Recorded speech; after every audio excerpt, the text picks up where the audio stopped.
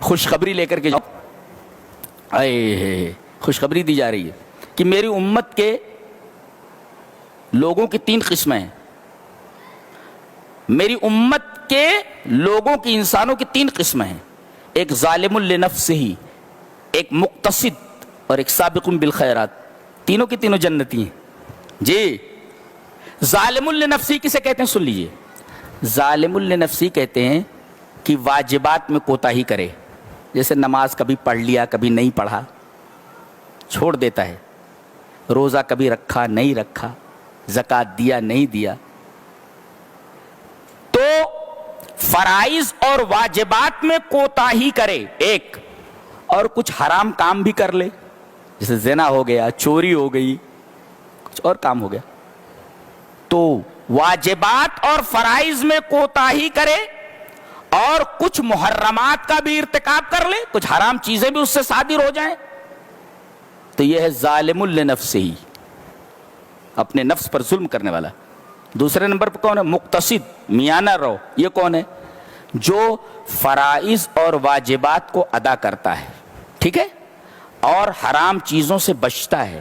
لیکن کبھی کبھی ایسا ہوتا ہے کہ واجبات کی ادائیگی کے ساتھ نوافل نہیں ادا کرتا. مثلا روزے تو رکھتا ہے مگر 11 مہینے کسی دن روزہ نہیں رکھتا، یعنی نفلی روزے نہیں رکھتے. زکوٰۃ دیتا ہے مگر صدقات نہیں کرتا. نماز پڑھتا ہے مگر کبھی کبھی علی وجہ الاکمل اس کو نہیں پڑھتا. علی وجہ الاکمل کا مطلب کیا ہوا سمجھے؟ حضرت حذیفہ نے دیکھا کہ ایک آدمی نماز پڑھ رہا ہے اور لا یتم رکوع ولا سجودہ، رکوع اور سجدے برابر نہیں کر رہا ہے. جب وہ نماز پڑھ چکا تو بلایا، فلما قضى صلاتہ، جب اس نے اپنی نماز پوری کر لی تو بلایا. تو حضرت حذیفہ نے کہا کیا کر رہے تھے؟ بولے نماز پڑھ رہا تھا. بولے ما صلیت، تو نے نماز نہیں پڑھی. دیکھو نماز پڑھ رہا ہے وہ، مگر حضرت حذیفہ کرے تو نے نماز نہیں پڑھی. اس کا مطلب ہے کہ نماز تو پڑھ رہا ہے مگر علی الوجہ الاکمل نہیں پڑھ رہا ہے. تو ظالم لنفسی کا مطلب کیا ہوا؟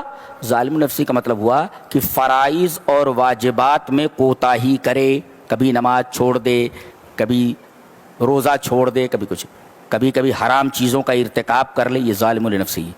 اور دوسرے نمبر پہ مقتصد، میاں نہ رہو، واجبات اور فرائض کی ادائیگی کرتا ہے مگر کبھی کبھی علی وجہ الاکمل نہیں کرتا، حرام چیزوں سے بچتا ہے، ہاں نوافل وغیرہ نہیں کر پاتا. یہ مقتصد ہے. اور تیسرے نمبر پہ سابق بالخیرات، بھلائیوں میں سبقت کرنے والا، فرائض اور واجبات کو علی وجہ الاکمل کرتا ہے. نماز بھی اچھی طریقے سے ادا کرتا ہے اور نفلی نمازیں بھی پڑھتا ہے، نوافل بھی پڑھتا ہے. روزے رکھتا ہے، نفلی روزے بھی رکھتا ہے، زکوٰۃ دیتا ہے، نفلی صدقات بھی کرتا ہے. تو یہ سابق بالخیرات. اللہ فرما رہا ہے جنات عدن یدخلونہا، ان تینوں کو جنت میں ڈالا جائے گا. لیکن کیسے؟ ظالم لنفسہ یغفر لہ، اسے معاف کر دیا جائے گا، یا سزا دے کر اسے جنت میں ڈالا جائے گا. یہ معاف کر دیا جائے گا، یا تو سزا دے دی جائے گی، یا اللہ اپنی رحمت سے معاف کر دے گا، یا نبی کے سفارش کے دائرے میں آ جائے گا، معاف کر دیا جائے گا. یہ ظالم لنفسہ ہی.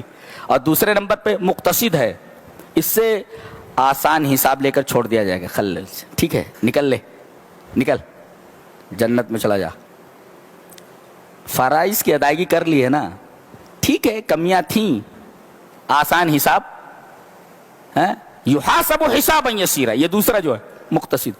اور تیسرے سے کہا جائے گا کون؟ سابق بالخیرات، یدخلون بغیر حساب، جنت میں بلا حساب داخلہ.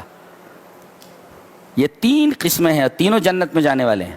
لہذا یہ آخری قسم اگر نہ بن سکے تو کم سے کم بیچ والے تو بنے، مقتصد، کہ ہلکا سا سوال کیا جائے، حساب لیا جائے اور آپ کو چھوڑ دیا جائے. وہ پہلے والے ذرا خطرے میں ہیں، کبھی کٹائی ہونے کے بعد اندر جاؤ، کوٹے کتنے جائیں گے یہ پتہ نہیں نا.